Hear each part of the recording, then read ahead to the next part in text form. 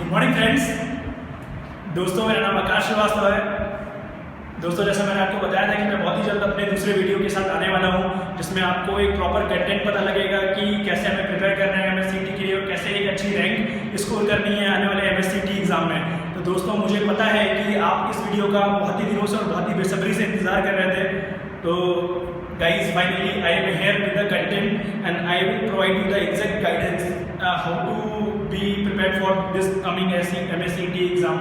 दोस्तों, जैसा मैं आपको बताऊं कि मैंने पिछले काफ़ी दिनों से काफ़ी कुछ एनालिसिस किया कि MSCT को कैसे प्रिपेयर करना चाहिए, कैसे हमें अटेम्प्ट करना चाहिए, कैसे एक अच्छी रैंक हमें स्कोर करने के लिए क्या पर्टिकुलर स्ट्रेटजी रहनी चाहिए। वो मैंने एक पूरा एनालिसिस जो किया तो उसमें कुछ बातें मेरे सामने निकल कर आई जो आपके लिए बहुत ही बेनिफिशियल रहेंगी इस एंड मोमेंट पे। लाइक आप सभी को पता है 45 डेज मात्र 45 डेज बचे हैं गाइज, मात्र 45 डेज, समझ रहे हैं ना आप। तो इन 45 दिनों को हमें इस तरीके से यूटिलाइज करना है कि ये 45 दिन हमारे जो पिछले 365 दिन की जो जर्नी रही है एमएससीटी की प्रिपरेशन के लिए, उसको एक अच्छा बैकअप प्रोवाइड करें और एक अच्छे से हमें एक अच्छा स्ट्रेंथ दें ताकि हम अच्छा कर पाएँ एग्जाम में। तो गाइज, मैंने क्या एग्जैक्टली आप लोगों को क्या मैं बताने वाला हूँ इस वीडियो में।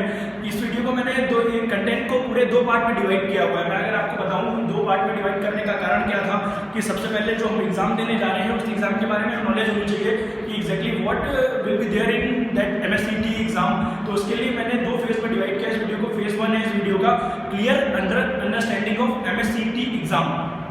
तो क्लियर अंडरस्टैंडिंग का मतलब क्या है कि हमें पता होना चाहिए कि एग्जैक्टली कैसा रहेगा पेपर, कैसी सही चीज़ें रहेंगी। तो गाइस, अगर मैं आपको बताऊं तो आप सभी को पता है कि 200 मार्क्स का एमएससीटी का पेपर आने वाला है, जिसमें शुरुआत का 1.5 आवर हमारे पास में प्रोवाइड किया जाएगा for physics and chemistry portion. Physics और केमिस्ट्री पोर्सन के लिए हमें 1.5 घंटा 90 मिनट्स मतलब प्रोवाइड किए जाएंगे। 45 मिनट्स केमिस्ट्री के लिए, 45 मिनट्स फिजिक्स के लिए होने चाहिए। तो अगर मैं आपको उस पेपर में बताऊँ कि उस पेपर को अटेम्प्ट कैसे करना है, उसकी स्ट्रेटेजी क्या रखनी चाहिए, उसके लिए जो एक आपके लिए बहुत बड़ा इंपॉर्टेंट जो रोल प्रोवाइड करेगी जो चीज़ कि हमें पहले केमिस्ट्री अटेम्प्ट करनी है। किसी भी हालत में अपने केमिस्ट्री के क्वेश्चंस को आपको विदिन 30 मिनट अटेम्प्ट करके पूरे खत्म कराना है, क्योंकि आप सभी को पता है कि केमिस्ट्री में जो क्वेश्चन आते हैं वो हमें पहले से ही पता होंगे और आते होंगे तभी हम कर पाएंगे। थ्योरेटिकल क्वेश्चन वहाँ ज़्यादा रहते हैं। तो इसलिए मैं आपको बता रहा हूँ कि आप पहले केमिस्ट्री अटेम्प्ट करना और क्लियर ट्राई करना है कि विदिन 30 मिनट्स हम केमिस्ट्री को पूरा खत्म कर दें, ताकि हमें 15 मिनट्स की लीड मिल जाए जो कि हम यूटिलाइज करेंगे इन फिजिक्स पोर्सन, क्योंकि वहाँ पे न्यूमेरिकल ज़्यादा रहते हैं और अच्छे से वहाँ पे यूटिलाइज करके सारी चीज़ें हम और फिजिक्स में अच्छा स्कोर करेंगे। तो ये हुआ फिजिक्स और केमिस्ट्री का पोर्सन।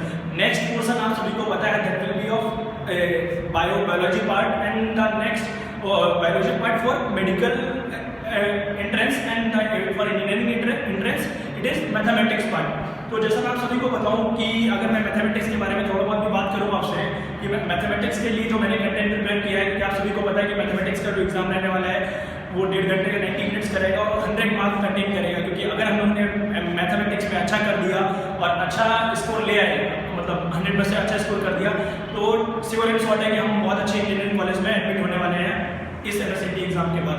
तो वही मैं आपको बताने वाला हूँ कि जो आने वाले 45 डेज है उनको हम इस तरीके से यूटिलाइज करें कि आने वाले 45 डेज लिटरली मैं दोस्तों बता रहा हूँ कि कमिटमेंट है मेरा कि अगर आने वाले 45 डेज हम लोगों ने बहुत अच्छी तरीके से मेहनत कर ली और हार्ड वर्क किया तो आने वाले 45 डेज हम लोग की आने वाले 4 साल की जर्नी बदल कर रख सकते हैं और 4 साल को एक अच्छा मुकाम हम लोग को प्रोवाइड करेंगे वो।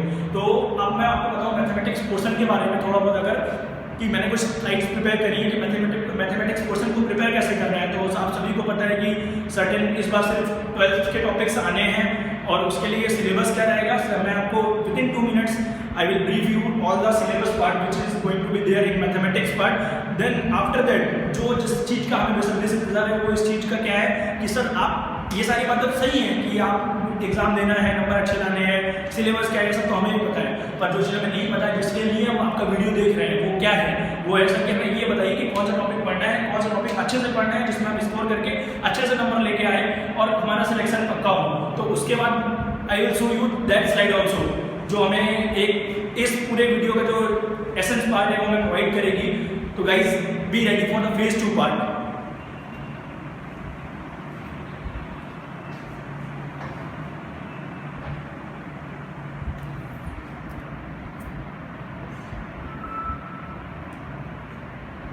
तो जैसा मैं बताऊं दोस्तों आपको कि MSCT syllabus updated according to 2016 pattern. जैसा आप सभी यहाँ पे स्क्रीन पे देख पा रहे हैं लैपटॉप की कि ये सबसे ऊपर लिखा हुआ है MSCT pattern updated according to 2016 pattern. तो यहाँ पे हमें सिलेबस दिया हुआ है, आप सभी को पता है। जो पहला टॉपिक है मैथमेटिक्स का 12th क्लास की मैथमेटिकल लॉजिक है। मैथमेटिकल लॉजिक के अंदर जो हमें इंपॉर्टेंट चैप्टर जो हमें पढ़ने हैं वो स्टेटमेंट्स पढ़ने हैं, लॉजिकल कनेक्टिव्स पढ़ने हैं, कंपाउंड स्टेटमेंट्स पढ़ने हैं, ट्रुथ टेबल कई बार एग्जाम से पूछे जाते हैं, सारी चीज़ें इनको अच्छी तरीके से पढ़ना है। And then also the most important topic logical equivalence tautology, ये भी बहुत इंपॉर्टेंट टॉपिक है, इसको भी बहुत अच्छी तरीके से पढ़ाई करनी है हमें इनकी। एंड उसके बाद जो इंपॉर्टेंट टॉपिक है इस चैप्टर का दैट इज स्विचिंग सर्किट। तो हमें इन सारे लोग को चीज़ों को लेकर एक मैथमेटिक्स लॉजिक की अच्छे से प्रिपरेशन करनी है for MSCT। And the second topic it is there is matrices. Matrices आप बहुत इजी चैप्टर है, आपको पता है, आप 2 से 3 घंटे में पूरे चैप्टर खत्म कर दोगे जब पढ़ने बैठोगे। तो इसका सेकंड टॉपिक ये है matrices, inverse of matrices and elementary transformation and application of matrices. And इसके 2 से 3 क्वेश्चन आएंगे इस बार एग्जाम में। And the third topic 3 is trigonometric function. जैसा देख पा रहे हैं ट्रिग्नोमेट्रिक इक्वेशन, सारी चीज़ें हैं यहाँ पे, इन्वर्स ऑफ ट्रिग्नोमेट्रिक फंक्शन। इसके 1 से 2 क्वेश्चन आ सकते हैं इस बार, क्योंकि पिछले सालों में काफ़ी पूछे नहीं गए हैं ट्रिग्नोमेट्रिक इक्वेशन के, ट्रिग्नोमेट्रिक फंक्शंस के ज़्यादा क्वेश्चन। अब जो मोस्ट इंपॉर्टेंट टॉपिक जो आया है that is of pair of straight line. ये one of the most important topic है पूरे MSCT एग्जाम को जो कवर करने वाला है, क्योंकि आप सभी को पता है कि इस साल कोऑर्डिनेट MSCT के सिलेबस से कोऑर्डिनेट ज्योमेट्री में मात्र एक ही चैप्टर रह गया है that is pair of straight line. तो दोस्तों इससे क्वेश्चन भर के आने वाले हैं, तो मिनिमम 6 से 7 क्वेश्चन एक्सपेक्टेड है कि इस चैप्टर से आएंगे। तो ये क्वेश्चन चैप्टर आप बहुत अच्छी तरीके से पढ़िए, 12th की टेक्स्ट बुक को थॉरली फॉलो करिए और उसमें जितनी भी चीज़ें दी गई हैं उनको अच्छे से फॉलो करिए, that will be enough for MSCT exam. Okay, तो जैसा आप देख पा रहे हैं सारी चीज़ें अच्छे से हमें करनी है। Angle between the pair of straight line, सारी चीज़ें पूछी जाती हैं कई बार। Okay, and the third important chapter is the vectors, 3D line and plane. तो आप जैसा देख पा रहे हैं कि topic 5 and topic 6 vectors and 3D geometry, ये दोनों टॉपिक बहुत इंपॉर्टेंट टॉपिक है, क्योंकि वेक्टर्स अगर में आता होगा तो 3D भी समझ में आएगा, और 3D आता होगा तो लाइन भी समझ में आएगी, लाइन आती होगी तो प्लेन भी समझ में आएगा। तो ये चारों इनको रिलेटेड टॉपिक हैं और सारे चैप्टर मिला के 8 से 9 क्वेश्चन आने वाले हैं इस बार MSCT के एग्जाम में, तो इनको भी बहुत अच्छी तरीके से हमें पढ़ाई करनी है इन चैप्टर्स की भी। Okay, and the next topic is topic 7 that is linear programming. 4 से 5 क्वेश्चन इसके भी आते हैं। इसमें जो इंपॉर्टेंट टॉपिक्स हैं that is terminology related to solution of LPP, और हमने 12th में पढ़ा हुआ अभी, बहुत ईजी टॉपिक है, हम कर भी सकते हैं। 2 से 3 क्वेश्चन आएंगे ही आएंगे इसके। And the next topic is जो कैलकुलस के टॉपिक सारे बसते हैं हमारे पास, continuity, differentiation, integration, application of derivatives. And the next topic is integration, definite integration, differential equations.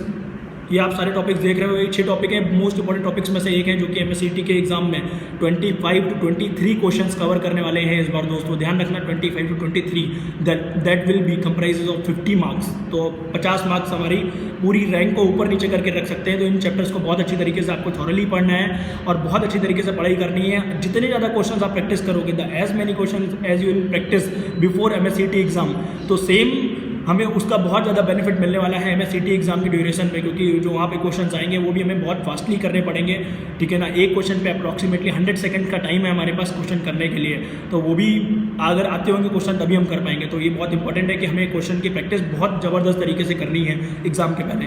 तो जैसा आप देख पा रहे हो, and the last important topic is after calculus, it is the probability distribution. Probability distribution अगर मैं बात करूँ 11th का टॉपिक इस बार नहीं है, तो PDF बहुत इंपॉर्टेंट है। प्रोबेबिलिटी डिस्ट्रीब्यूशन फंक्शन है, PMF प्रोबेबिलिटी मास फंक्शन। तो जैसा आप देख पा रहे हैं यहाँ पे हम लोग ने 12th में पढ़ाई भी करी है। तो इंपॉर्टेंट टॉपिक्स है, 4 से 5 क्वेश्चन हर साल प्रोबेबिलिटी के आते थे, तो इस साल भी प्रोबेबिलिटी के क्वेश्चन आएंगे, तो ये भी आपको अच्छे से पढ़ाई करनी है। Last topic is binomial distribution. 1 से 2 क्वेश्चन हो सकता है इससे आए, अगर आप चाहो आपको बाइनोमियल डिस्ट्रीब्यूशन पढ़नी है तो आप पढ़ो, अगर आप चाहो स्किप करना है तो स्किप भी कर सकते हो, क्योंकि बाकी जो टॉपिक है कुल मिला के वो हमें बहुत आराम से, जो इंपॉर्टेंट टॉपिक्स है like pair of straight line हो गया, I am repeating that thing, like pair of straight line, 3D vectors, plane line, okay 3D के सारे टॉपिक्स हो गए, एंड देन कैलकुलस के सारे टॉपिक्स हो गए। ओके, तो ये सारे जो टॉपिक्स मिला के 40 के ऊपर क्वेश्चन यही कवर कर देंगे, तो इन टॉपिक्स को ही पहले अच्छे तरीके से पढ़ना है। ओके, तो गाइज फाइनली टाइम आ गया है उस घड़ी का जिसका हम इंतज़ार कर रहे थे बहुत देर से। तो next I will show you that slide.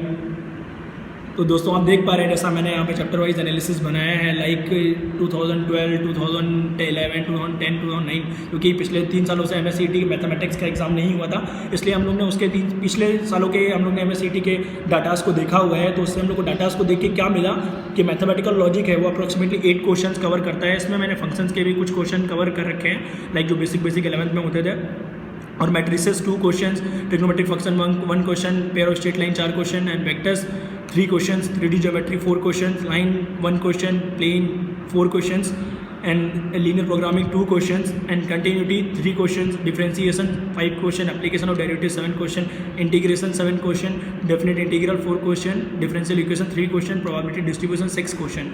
Binomial distribution का कोई क्वेश्चन नहीं आया पिछले इतने सालों में, तो आप चाहो तो आप उसे स्किप भी कर सकते हो। तो आप जैसा देख पा रहे हैं, जो मैंने ग्रीन से यहाँ पे ये ग्रीन डिनोट करने का तरीका क्या था, ये जो ग्रीन यहाँ पे मार्क्स हो रहे हैं, like these are important topics, और ये हमें पढ़ने ही पढ़ने हैं अगर हमें एग्जाम में अच्छा परफॉर्म करना है तो किसी भी हालत में। लाइक हम matrices, trigonometric function, line, linear programming एक बार चाहे तो स्किप भी कर सकते हैं, पर इसके अलावा जो टॉपिक बचते हैं इनको हम स्किप करना हमारे लिए खतरे से खाली नहीं रहेगा यूनिवर्सिटी एग्जाम के पहले। दोस्तों इन सारी चीज़ों को अच्छी तरीके से आपको पढ़ाई करनी है, और ये एक्सपेक्टेड डाटा है जो कि आने वाला है एग्जाम में, तो आप इसे अच्छे से परफॉर्म करिए।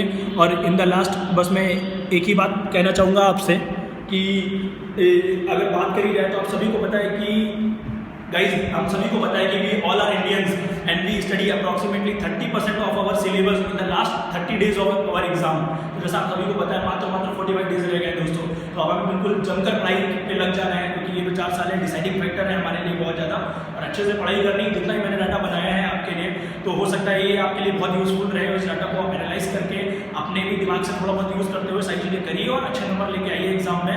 That will be good for your future also. Okay, तो guys in the end, good luck, bye.